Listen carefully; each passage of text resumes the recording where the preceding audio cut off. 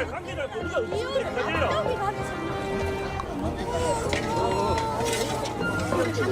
땅이에요 여기가? 여기가 당신들 땅이냐고. 뭐 친일독재 박정희 동상 철거하라!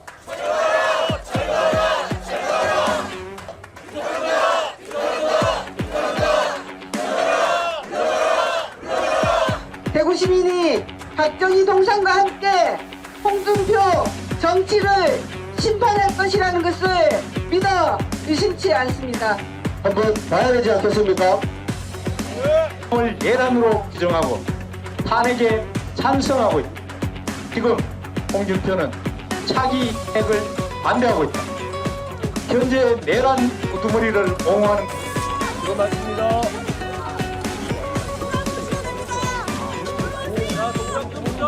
자, 지금 이제 현장에서 직접 저희들이 확보한 영상 여러분들과 함께 공유했는데요.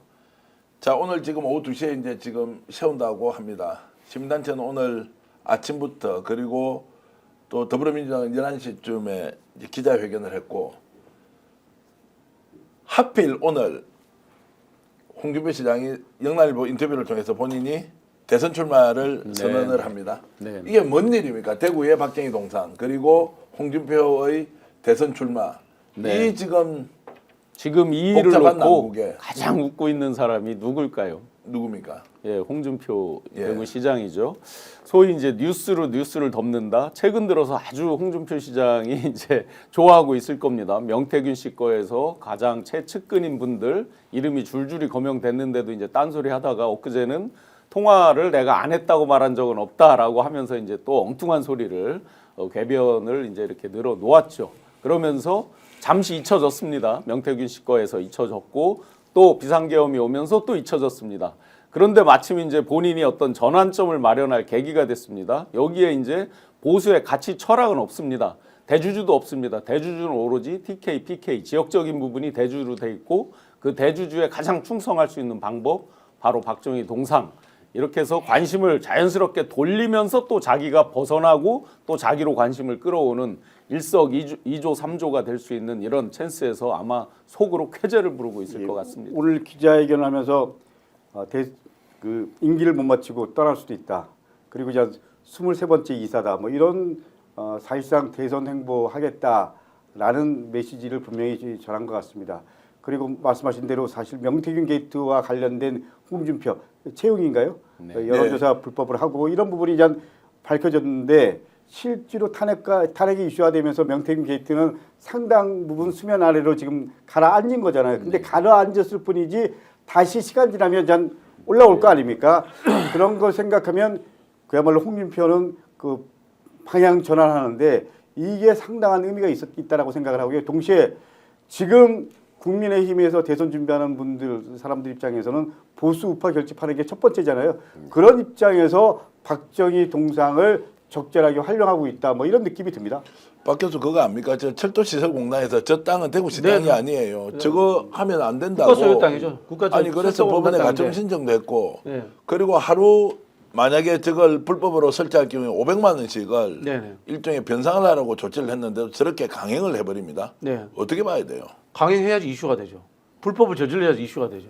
딱 홍준표 스타일이잖아요. 정말 대한민국 최고의 궤변론자고 대한민국에서 가장 이 장교에 밝은 정치인이 아닌가 이런 생각이 드는데요.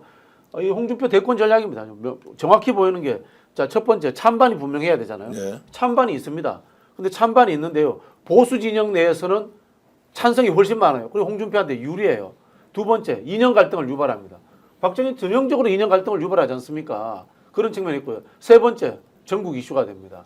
이걸 그 불법도 저지르고 그 다음에 극단적 갈등이 심해져야지 전국 이슈로 터지거든요. 그런 부분에 있어 가지고 홍준표는 야 박정희 땡큐 아마 이렇게 생각을 할 거고요. 다만 이게 또 어떤 점이 작동하는지 아세요? 2012년 대선 때 박근혜 문재인 1대1로 붙어서 졌거든요. 죽은 노무현과 죽은 박정희의 대결이라고 했습니다. 박정희가 이긴 거예요. 네. 지난 총선 때 마지막에 보수표가 결집했잖아요. 거기에 원인도 박정희가 뭐 여자 끼고 뭐 술 마셨다라는 뭐 극단적 발언들이라든가 박정희 비판 발언들 이런 것들이 키워드 검색에서 엄청나게 나왔습니다. 조금 전에 이제 그 홍준표 대구시장이 올렸던 페이스북 보내주셨는데 23번째 이사를 뭐 한 곳이 대구다. 돌고 돌고 돌아서 제자리에 왔다고 생각했는데 또 이사 가야 한다는 생각에 저 연말이 뒤숭숭하네요. 이제 이사 간다는 거는 아니 시장 임기를 저 언제 했습니까? 지금 2024년이니까 2년 하고 나서 떠나겠다고 준비를 한다? 그러면 대구시는 시장 보궐선거를 또 해야 돼요. 자, 여기다가 오늘 영남일보 일면 혹시 기사 준비됐으면 한번 띄워주시겠습니까? 대구에는 이제 매일신문 영남일보가 있지 않습니까? 그 언론에 아예 본인이 대선 출마한다고 네. 이 지금 시국에 정말로 정신이 있나 없나. 내가 하고 싶은 거는 국가 경영이다. 이 사람 지금 명태균과 관련된 것도 엄청나게 많이 있고, 그리고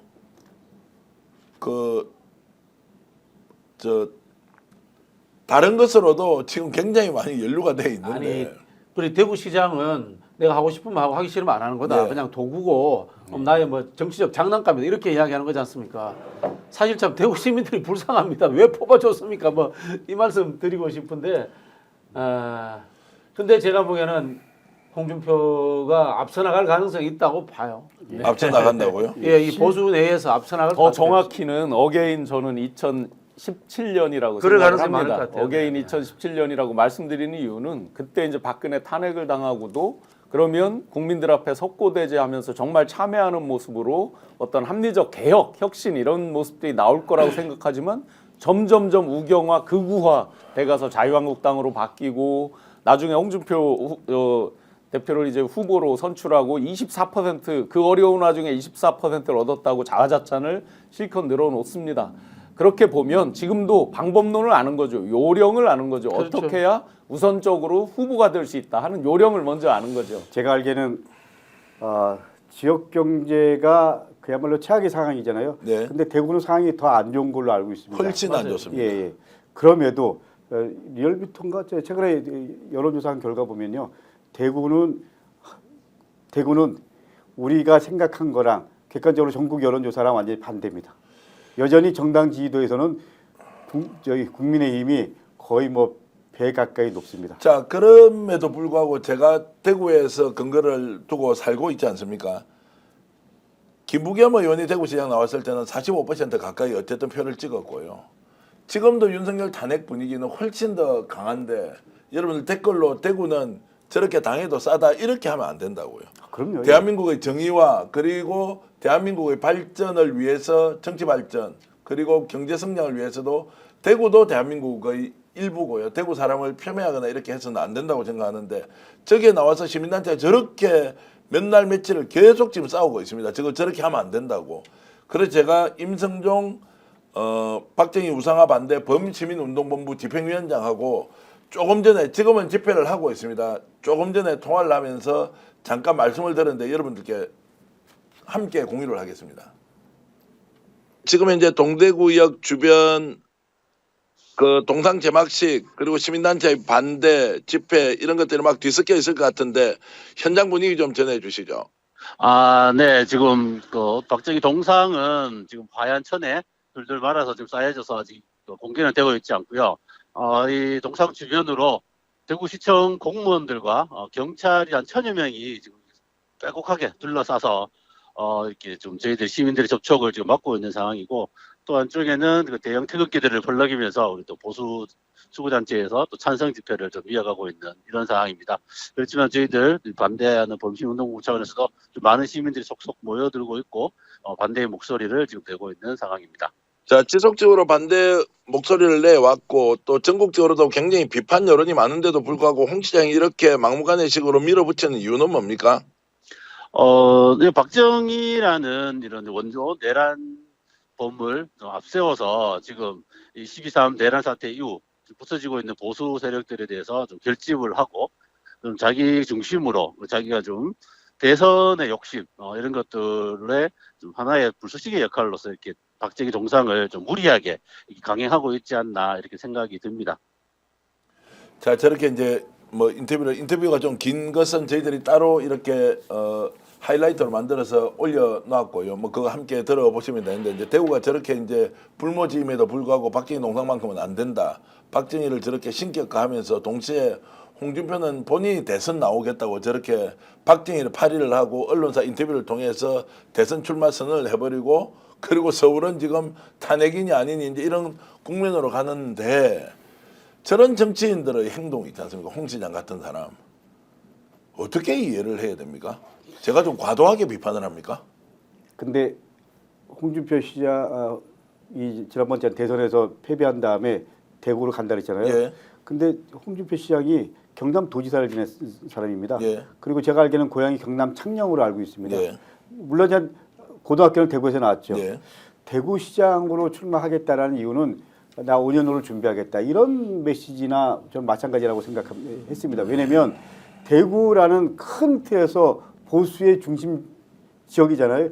여기서 확실하게 보수표를 내가 얻고 그걸 근거로 보수의 중심이 돼서 다음 시장 대통령 선거 준비하겠다라는 거잖아요. 어떻게 보면 나름대로 계획대로 지금 진행된 거라고 저는 생각합니다. 그렇기 때문에 홍준표 시장이 가장 잘하는 갈라치기를 통해서 보수 세력 중심이 됐고 그리고 대구에서 일부 비판이 있지만 어쨌거나 대선 후보가 될 수 있는 여러 가지 상황들을 만들었고 그래서 이제 이 판을 본인 중심으로 끌어가겠다. 어떻게 보면 계속 한동훈 국민의힘 대표 애들이라고 얘기하고 사사건건 예를 들면 비판하고 반대하고 한 것도 그렇게 자연스럽게 어떻게 보면 정리하고 그러면 이제 남은 사람이 몇 안 되는데 보수 세력의 중심은 이제 홍준표밖에 없다. 이런 확실한 메시지를 그리고 보수 세력한테 남기고 자기는 이제 떠나겠다.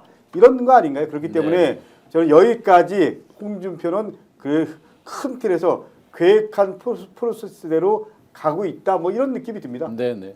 제가 농담드리면 네. 국민의힘에서 제명해야 되는 거 아닌가요? 아니 맞습니다. 제가 그래서 네, 네. 여쭤보고 싶은 게 이 국힘이 지금 하고 있는 정치가 비상계엄 이후에 탄핵 국면에 국민들의 분노 그리고 지난 2년 반 동안에 해왔던 윤석열 일당의 국정 운영에 대해서 엄중하게 심판을 하는데 언론사 나와서 자기 대선 출마 선언하고 그리고 지금 박정희 동상 제막이 불법이에요. 철도청 산하 기관이 있지 않습니까? 거기서 이것은 철도 공단 땅이죠. 예. 공단의 땅인데 왜 이렇게 하느냐 하지 말라고 지금 공문을 네. 3번이나 보냈는데 강행을 하잖아요. 네. 저게 무슨 검사 출신이면서 법治을 이야기하고 대한민국을 이끌어가겠다고 하느냐라고 하는 질문이 자연스럽게 나오는데 아니 대한민국 보수 이따위밖에 안 되는 거예요. 예, 그렇게밖에 안 됩니다. 국민적 관점에서도 제명이 돼야 되는 것이고 한번 국민의 힘 입장으로 한번 보시자고요. 한덕수 총리까지 나서서 지금 시간 끄는데 일정 부분 동조가 되고 있는 셈이죠. 지금까지 안 했으니까. 권성동이라고 하는 원내대표 적극적으로 나서서 방어를 하고 어떻게 보면 탄핵까지 막으려는 노력들을 하고 있는 거예요. 당론에 배치되잖아요. 이미 탄핵 당해서 대선이 펼쳐진다는 걸 전제로 해놓고 본인 출마 선언 비슷하게 이미 사실은 출마 선언한 셈이죠. 현실적으로 보면. 그렇다고 그러면 국민의힘 입장에서도 제명해야죠. 당연히. 본인이 저 2017, 18년에 뭐라고 그랬습니까? 바퀴벌레 스물스물 기어 나온다 그랬고요. 연탄가스 스물스물 기어 나온다고 했습니다. 지금 스물스물 기어 나온 사람이 누굽니까? 네. 네. 실제로 우리가 이 땅이 뭐 철도청 땅이기 때문에 그 땅에다 동상 설치하는 건 맞지 않다라고 얘기했지만 더 중요한 문제가 하나 있습니다. 지방자치단체는 예산 관련해서 시의회 심의를 받아야 되는데 사실은 그 전에 협의하는 과정이 있어야 되는데 협의하는 과정도 전혀 없었다라는 거거든요. 제가 알기에는 예산이 한 10억 정도로 알고 있는데 였다만 하겠다는 게 아니고요. 그 도서관 도서관 한 군데에다 해서 두 군데다 하겠다라는 겁니다. 그러니까 대구가 갖고 있는 특성이 있죠. 그런 특성을 감안하더라도 그런 절차적 정당성은 전혀 확보가 안 된 상태에서 말 한마디로 결정하고 이거는 어떻게 보면 또 다른 독재 이런 거 아닙니까? 자, 그 부분은 제가 좀 정리를 하면 초기에는 그렇게 하다가 결국 의회로 갔습니다. 마지막에 의회에서도 갔지만, 마지막에 가서 이제 받았는데 동의를 받았는데 그 전에는 이제 그런 거 없이 이제 추진을 했다는 것이고. 더 극단적인 예를 들어볼까요? 대구시가 서울에 땅 사고 광주에 땅 사가지고 박정희 동상 만들 수도 있습니다. 그럴 수도 있겠네요. 그렇게 할 수도 있습니다. 사유지에다가. 사유지에다가 그렇게 할 수도 있습니다. 이게 사실은 국민을 무시하는 거죠. 국민을 무시하는데 우리 교수님이 정말 지적을 잘하셨는데 그럼 어떻게 해야 되나? 이거는 정당 정치 허약성 때문에 생긴 겁니다. 사실 냉정하게 보자면은 국회의원은 이 선출 단위가 전국입니다. 그러나 단체장이라는 것은 생활 정치를 하라고 해서 권역을 정해놓은 거예요. 그래서 그 지역에서 6개월 이상 살지 않으면 출마 자격도 안 줍니다. 근데 경남 진사 한 사람이 대구시장 가서 출마하는 것도 코미디고 그걸 용인하는 정당도 코미디인 거고 그리고 또 이걸 가지고 자기 또 대선 나오겠다고 2년 정도 하고 마치겠다라고 저렇게 선언한 것도 코미디고 이거 정말 한국 정치 자체가 코미디 수준인 겁니다. 이렇다면. 그래서 저희들이 이제 이 문제는 집중적으로 다루어 나갈 생각인데요. 지역 언론에서 홍 시장이 저렇게 하는 것에 비판을 아무도 못합니다. 왜냐하면 광고를 다 끊어버리기 때문에 언론이 뭔가 문제 제기를 하는 순간 광고를 다 끊어버립니다. 한두 군데가 아니에요. 그러니까 먹고 사는 문제 해결이 안 되니까 홍 시장 하자는 대로 따라가서 줄 서는 놈은 살아남고 줄 안 서는 놈은 다 죽는다. 이제 이런 방식으로 하면서 여론도 완전히 언론을 장악해버렸죠. 여론을 장악한 게 아니죠. 언론을 장악한 상태에서 저런 폐악질을 지금 하고 있는데 제가 폐악질이라는 표현을 잘 쓰지 않는데 윤석열 대통령이 쓴 표현입니다. 폐악질. 아니 저런 방식으로 하는 시장이 이제 2년 만에 대선 출마를 하겠다고 선언을 하는데 대선이 왜 챙기느냐. 윤석열이 비상계엄을 해가지고 나라를 절단해서 거기에 대한 심판이 이루어져서 대선을 치를지도 모르는데 거기에 홍 시장이 뛰어들어서 대선을 하겠다. 그걸 언론에서 대서특필을 해주고 있고 저 불법적인 동상은 설치하겠다는데 무슨 법치 이야기를 하느냐 이제 이런 생각이 드는 겁니다. 네, 지금은 이제 급해진 분들이 많이 있죠. 그래서 벌써 이제 섣불리 대선 이야기를 하고 있는 분들이 누구 뭐 다 이제 지금 언론에 이렇게 나오고 있죠. 그분들이 공통점이 있습니다. 명태균 씨 거와 아주 깊숙이 관련된 사람들이고 물줄기가 잠시 돌아간 것을 이제 이 기회구나라고 생각하고 이제 먼저 선제적으로 치고 나가면서 그들이 꼭 핑계로 대는 게 있습니다.